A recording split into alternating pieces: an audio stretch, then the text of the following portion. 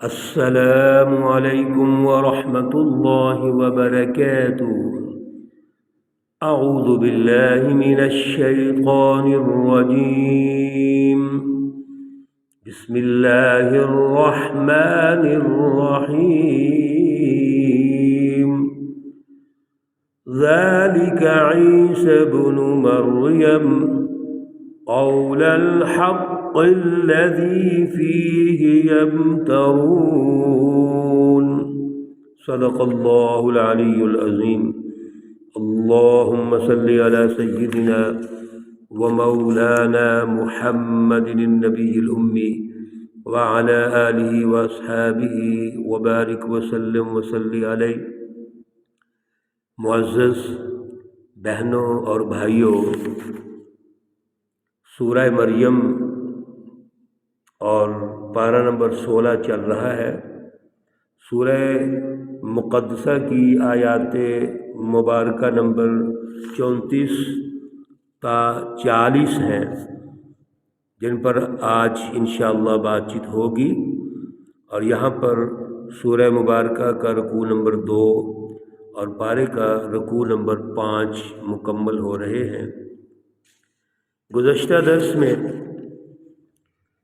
اللہ رب العزت نے حضرت مریم اور حضرت عیسیٰ علیہ السلام کا ذکر ارشاد فرمایا ہے۔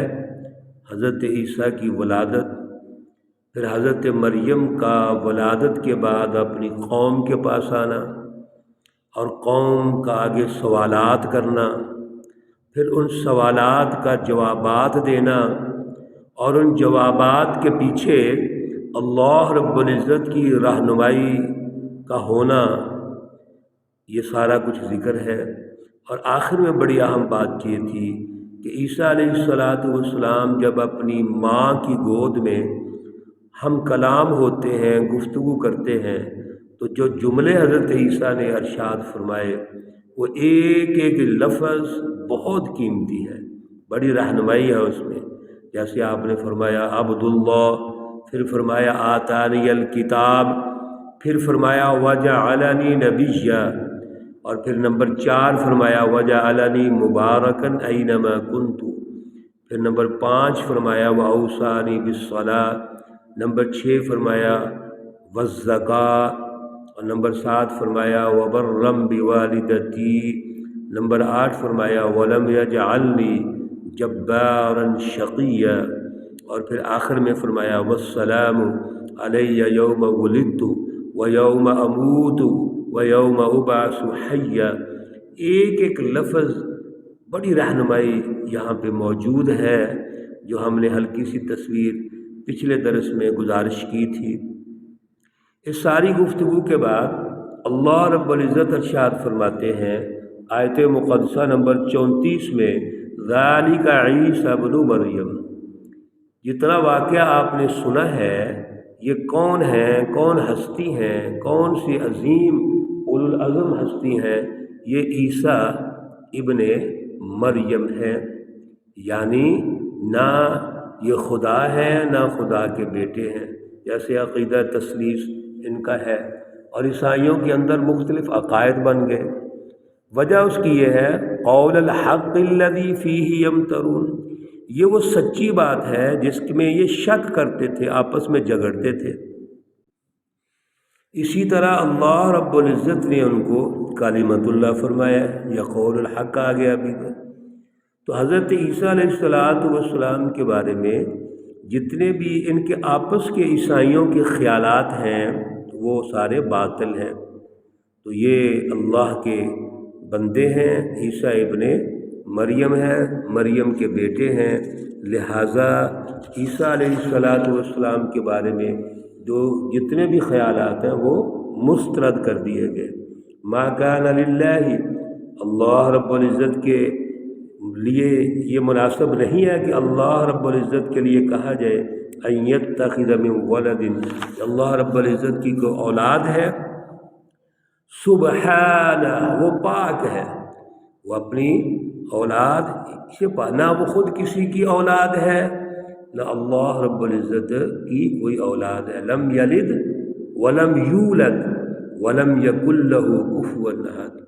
اور اللہ رب العزت کی جو ہستی ہے وہ اتنی بالا تر ہستی ہے، عظیم الشان ہستی ہے اور قدرت کاملہ والی ہستی ہے۔ اذا قضا امرا، جب بھی کوئی وہ معاملہ کرنا چاہتے ہیں، فإنما یقول له کن فیکون، بس یقیناً وہ کہتے ہیں ہو جا تو ہو جاتا ہے۔ یعنی اللہ رب العزت جو بھی کرنا چاہیں اس کے اسباب، ظاہری اسباب، داخلی اسباب، سارا کچھ وہ قائم کر لیتے ہیں، جیسا کہ حضرت مریم اور عیسیٰ علیہ السلام کا واقعہ ہے۔ تو ان چیزوں کی وجہ سے عیسیٰ خدا کا بیٹا تو نہیں بن گیا، نہ ہی خدا بن گیا ہے۔ اور سن لو وَإِنَّ اللَّهَ رَبِّي وَرَبُّكُمْ فَاعْبُدُوهُ، بے شک اللہ میرے رب بھی ہیں، آپ کے رب بھی ہیں۔ فَاعْبُدُوهُ، اسی کی عبادت کرو۔ ھذا صراط مستقیم، یہی سیدھا راستہ ہے۔ صراط مستقیم کیا ہے؟ توحید کا راستہ۔ صراط مستقیم کیا ہے؟ اللہ کی پہچان کا راستہ، اللہ کا خوف اپنے دلوں میں پیدا کرنے کا راستہ، جس کو تقویٰ بھی کہتے ہیں۔ صراط مستقیم کیا ہے؟ اللہ رب العزت کی توحید کی رٹ قائم کرنے کا راستہ۔ جب توحید فلسفی کی حد تک موجود ہے، اب اس پر عملی نظام بھی ہونا چاہیے۔ اگر اس پر عملی نظام قائم نہیں ہوتا وہ تو ادھورا فلسفہ ہوگا، ادھوری فلسفی ہو جائے گی۔ اس لیے صراط مستقیم فلسفہ، نظریہ اور عملی اقدامات یعنی سسٹم کی تشکیل ہے۔ فاختلف الاحزاب من بینہم، پھر بہت سارے جو گروہ ہیں ان کا آپس میں اختلاف ہو گیا، فرقے بن گئے۔ اب اللہ رب العزت نے ان تمام فرقوں کے حوالے سے یہ تنبیہ فرما دی، فویل، پس بربادی ہے، خرابی ہے، للذین کفروا، ان لوگوں کے لیے جنہوں نے کفر کیا ہے، جنہوں نے اللہ رب العزت کی ان نشانیوں کا انکار کیا یا ان نشانیوں کو پھیر کر اس کی غلط توجیہ کی، غلط انداز میں ان کو پیش کیا ہے، ان لوگوں کے لیے بربادی ہے۔ کس دن؟ من مشہدی، جس دن وہ حاضر ہوں گے، یوم عظیم، یہ بہت بڑا دن ہوگا۔ اس دن میں ان کے لیے ایک بہت بڑی بربادی اور خرابی ہوگی۔ اسمع بہم وابصر یوم یأتوننا لیکن الظالمون اليوم فی ضلال مبین، کیا خوب یہ سننا ہے اور کیا خوب یہ دیکھنا ہے اس دن جب ہم آئیں گے یہ ہمارے پاس، لیکن ظالم لوگ آج کھلی گمراہی میں ہوں گے۔ دیکھیے یہ دن جزا اور سزا کا دن ہے۔ اس سے پہلے دنیا میں انہوں نے جتنا بھی اپنا کردار ادا کیا ہے وہ بحق انسانیت نہیں تھا، بلکہ اس میں ظلم تھا، گمراہی تھی۔ اللہ رب العزت کی رہنمائی کو انہوں نے چھوڑ دیا، انبیاء علیہ السلام کی رہنمائی کو چھوڑ دیا، حضور اکرم صلی اللہ علیہ وسلم کی رہنمائی کو مشرکین مکہ، کفار مکہ اور منافقین مدینہ اور مکہ نے چھوڑ دیا۔ اور پھر عیسیٰ علیہ السلام کی قوم نے بھی آپ کو نہیں مانا، آپ کا انکار کر دیا۔ اس لیے اللہ رب العزت فرماتے ہیں آج اس دن ان ظالموں کو سزا ملے گی۔ اب یہ کھلی گمراہی میں ہے، اور پھر آنکھیں ہونے کے باوجود نہیں دیکھ سکتے، کان ہونے کے باوجود یہ سن ہی نہیں سکتے۔ دنیا کے اندر کیونکہ ان کا جو کردار تھا وہ یہ تھا کہ یہ غور و فکر نہیں کرتے تھے، درست اور حق بات کو دیکھتے ہی نہیں تھے، درست اور سچی بات کو سنتے ہی نہیں تھے، انہوں نے اپنی صلاحیت کو مفقود کر دیا تھا۔ آج یہاں بھی ان کا یہی حشر ہوگا۔ اللہ رب العزت معاف فرمائے، اس سختی سے اللہ رب العزت ہمیں معاف فرمائے، نجات عطا فرمائے۔ بڑے سخت حالات ہیں۔ وَأَنذِرْهُمْ يَوْمَ الْحَسْرَةِ، اے رسول اکرم صلی اللہ علیہ وسلم آپ ان کو ڈر سنا دیں اس دن کے لیے جو یوم الحسرہ، حسرت کا دن ہوگا۔ اذ قضی الامر، جب کہ تمام معاملات کا فیصلہ ہو چکا ہوگا۔ اللہ رب العزت اس میدان حشر میں قیامت کے دن ایک ایک چیز کا فیصلہ کریں گے، اور وہاں پر اور قرآن پاک میں بھی اللہ رب العزت نے مختلف جگہوں پہ رہنمائی ارشاد فرمائی ہے کہ وہاں کافر اور منافق اور مشرکین اور جتنے منکرین ہیں، حزب الشیاطین ہیں، شیطانی جماعتیں ہیں، وہاں ہاتھ ملتی رہ جائیں گی۔ پھر یہ حسرت کریں گے، پھر اللہ رب العزت سے ریکویسٹ کریں گی ہمیں دنیا میں بھیج دیجیے۔ اب جب دنیا کے اندر تھے تو نافرمانی تھی، ضد تھی، تکبر تھا، ہٹ درمی تھی، اور آج فیصلے کا دن ہے تو آج کہتے ہیں دنیا میں بھیج دو۔ اور پیچھے ہم نے پڑھا ہے سورہ مبارکہ میں کہ وہاں پر جب یہ حالات ہو جائیں گے تو شیطان بھی ان سے ہاتھ اٹھا لے گا، شیطان بھی کہے گا فلا تلومونی ولوموا انفسکم، اب اپنے آپ کو ملامت کرو، میں ذمہ دار نہیں ہوں۔ جب اللہ کی رہنمائی کو چھوڑ کر تم میرے پیچھے لگے تھے تو میں نے تو اپنا کام کرنا ہی تھا، لیکن تمہاری عقل نہیں تھی، تم نے کیوں ایسے کیا ہے؟ اتنے اللہ رب العزت کے سچے انبیاء تشریف لائے جو الصادق الامین بڑے اہم کردار والے تھے، ان کو چھوڑ کر تم میرے پیچھے لگے تھے، آج میرا تمہارے ساتھ کوئی تعلق نہیں ہے۔ وَهُمْ فِي غَفْلَةٍ وَهُمْ لَا يُؤْمِنُونَ، یہی لوگ ہیں جو غفلت میں ہیں اور وہ ایمان نہیں لاتے۔ اس لیے میرے عزیزوں، بھائیوں، بہنوں، دوستوں، آج یہ وقت ہے کہ ہم ایمان لے آئیں۔